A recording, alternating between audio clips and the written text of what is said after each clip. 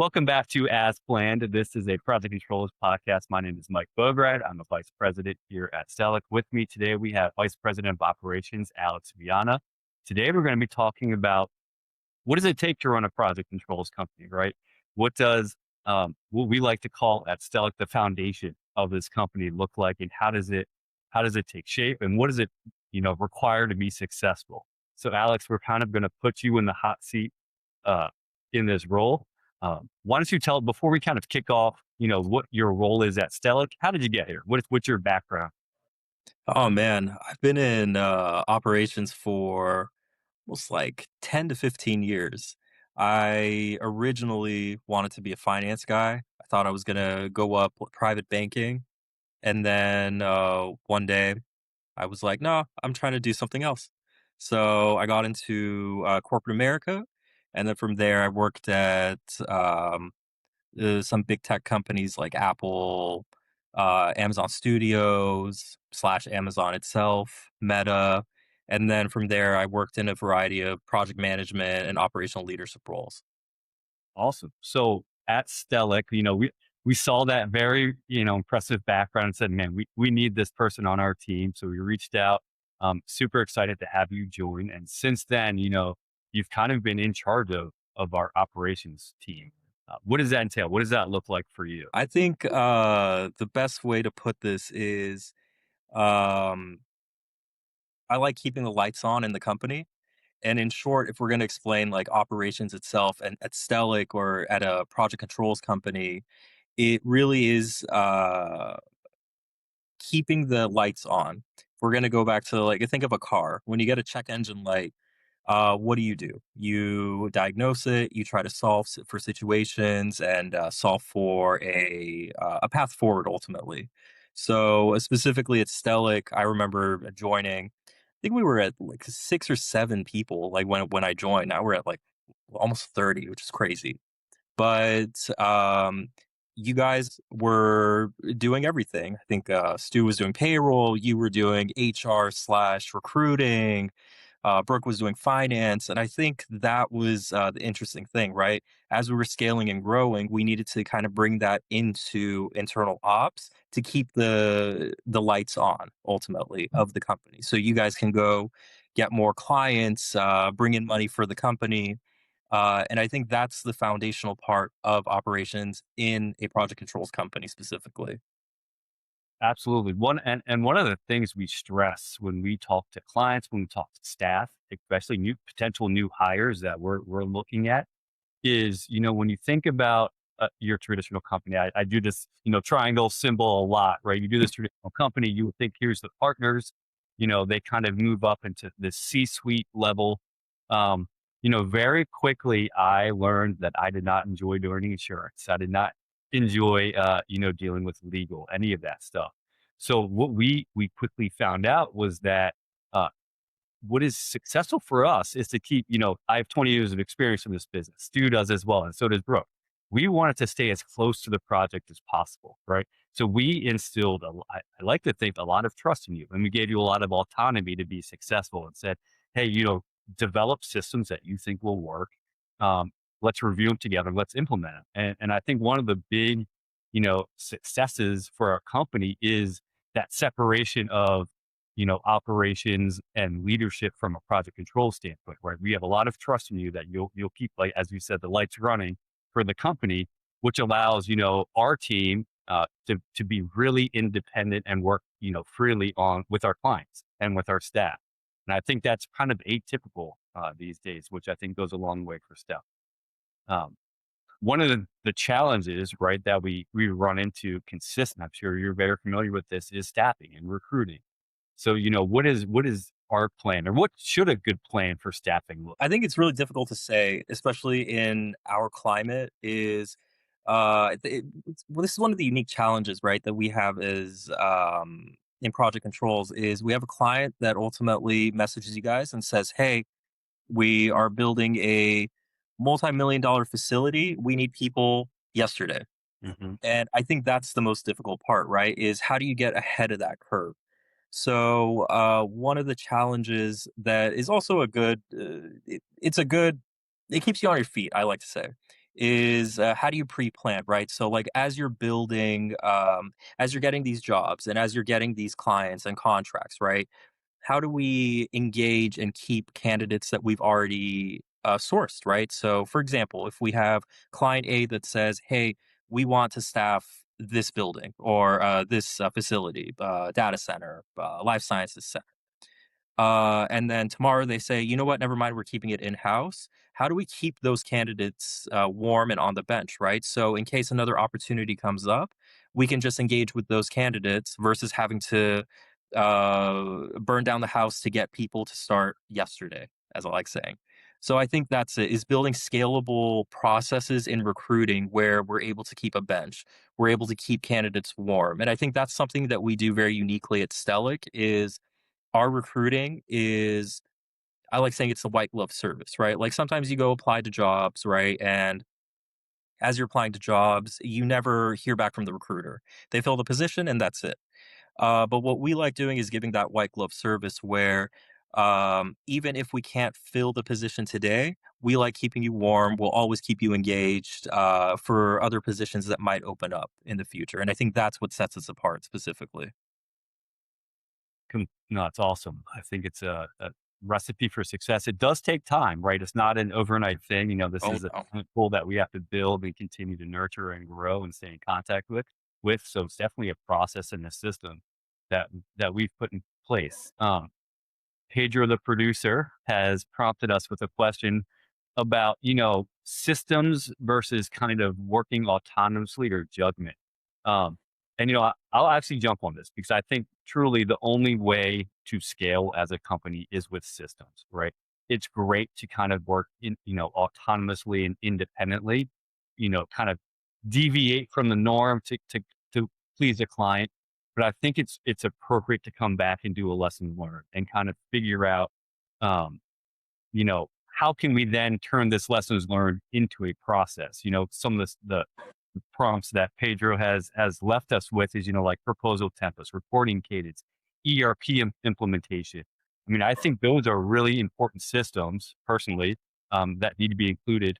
I personally don't want to be in part of their rollout. I will review and participate, but that's why we have great people like you to help implement this stuff. I don't know. What are your thoughts on systems versus kind of freestyling away from? When you're a company of 4 or 5 people, I think Mhm. freestyling is good, right? Like, keeps you on your feet, you're able to, be flexible and kinda just do as you need. But as, business is coming in, as we have more employees, I think it becomes impossible to do that. I think, like, again, just back to uh 8 months ago when I first started at Stelic, how small we were, right? Like the things that we were doing, it was okay, right? Like we were getting by. But thinking about doing this for almost close to 30 employees, plus all of the portfolios that we're supporting, I think it would be impossible without SOPs, without systems that work, without lessons learned, right? So I think I like saying for invoicing, for example. I think the biggest challenge within the finance realm in project controls is invoicing because every client has a unique ask, right, in their financing. Some wants POs, some don't want POs, some want period of performance, some don't, and then specific ways that we build them. So I think at least one of the lessons learned for me, it took a couple months to get a good SOP down from quality, from QC trackers to lessons learned to actually going in and reviewing every single contract from every business that we're so every client that we're supporting, right? To actually build out this process, I think we're in a better place than we were months ago because of these systems and these checks and kind of these lessons learned that we've had to do in the course of the few months being in operations. Yeah, I think invoicing is a great example.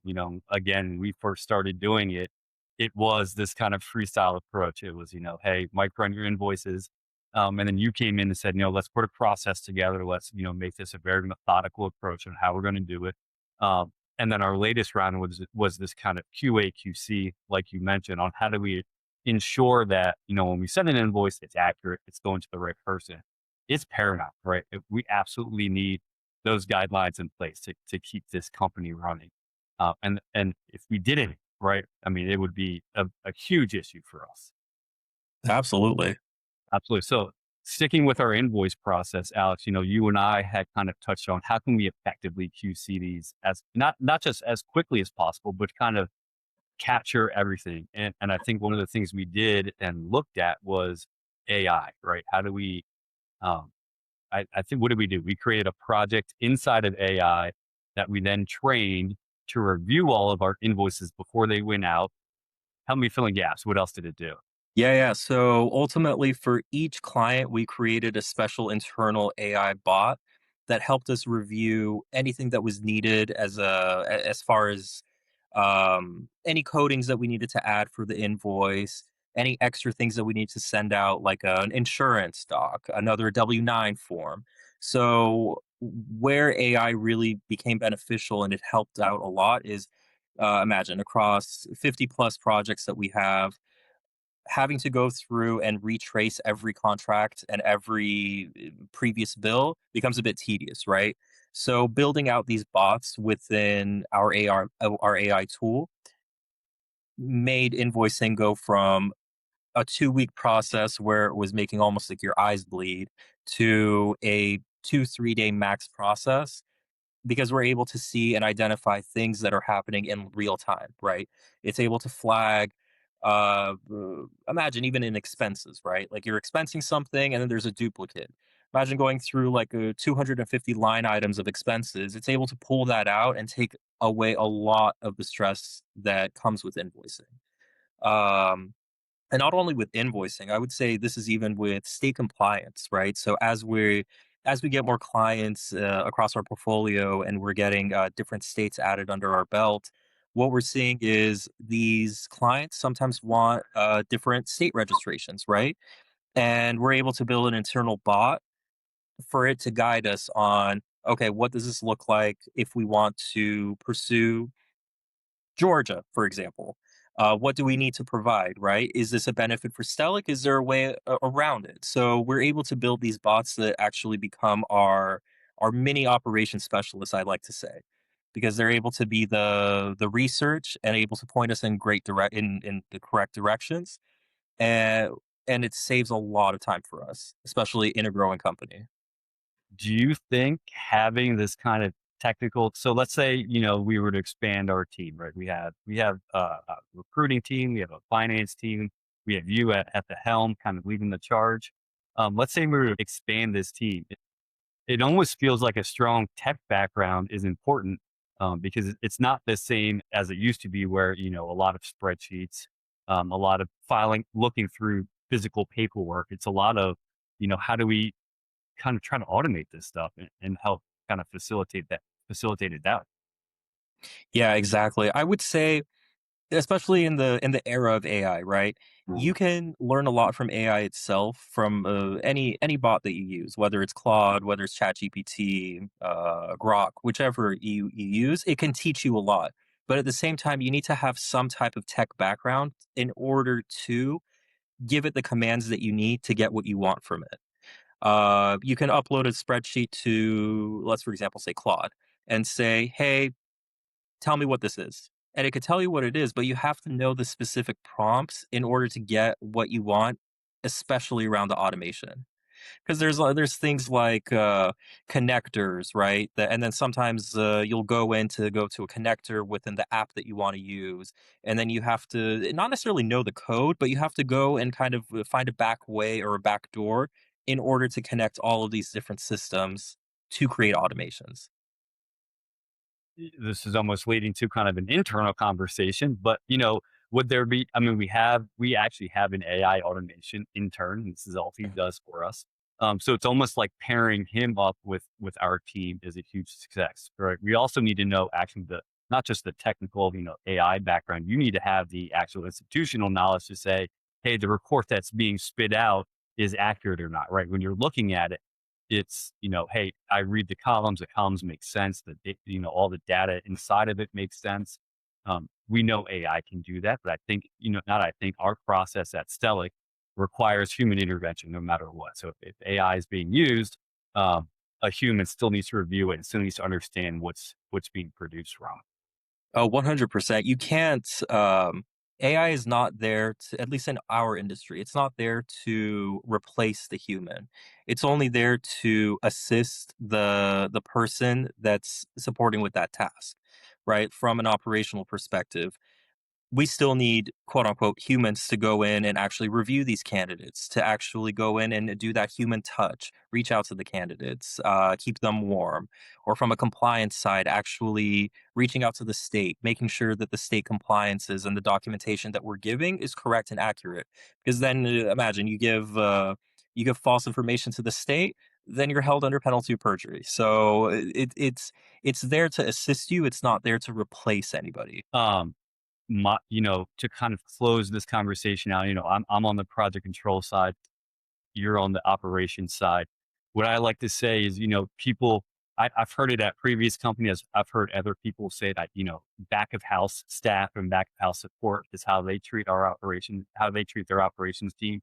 Um, we've kind of shifted that paradigm. I like to think it's the foundation or the backbone of this company. And I don't think a lot of project controls people see that, right? They go, oh, it's someone yelling at me to get my time in. What they don't realize is that in order for this company to scale and to be successful, ensure that payroll is on time, ensure that invoices are getting collected, this backbone or this foundation absolutely is a necessity, needs to be in place, needs to be have all the same resources that the project control side has, I would say.